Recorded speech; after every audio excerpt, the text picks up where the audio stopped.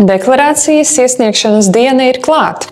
Gadījumā, ja esi atsevinājis investīciju zelta stieņus vai investīciju zelta monētas, šodien līdz 24:00 tev ir jāiesniedz deklarācija. Un tas ir gadījumā, ja atsevināšanas rezultātā tu esi guvis peļņu un tā peļņa sastāda vismaz 1000 eiro. Ja peļņa ir bijusi zem 1000 eiro, tad atceries, ka deklarācija tev būs jāiesniedz nākamgad līdz 15. janvārim.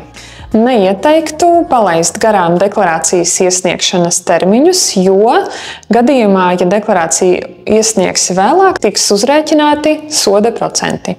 Deklarācijas iesniegšanai tev būs nepieciešami arī darījuma attaisnojuma dokumenti. Tas būtu iegādes čeks vai pārdošanas čeks, vai arī iegādes vai pārdošanas preču pavadzīme.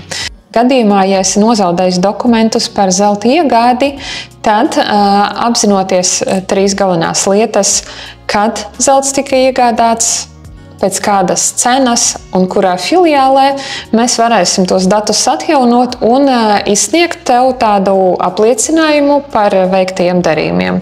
Savukārt darījumus par zelta atsavināšanu mēs absolūti visus identificējam, līdz ar to atjaunot tos dokumentus vispār nesastādīs nekādas problēmas. Galvenais – dari to pareizi, uzraksti mums pieteikumu par dokumentu sagatavošanu vai arī atnāc uz Tavkas filiālēm un mēs tev palīdzēsim tikt pie dokumentiem, kuri ir nepieciešami deklarācijas iesniegšanai.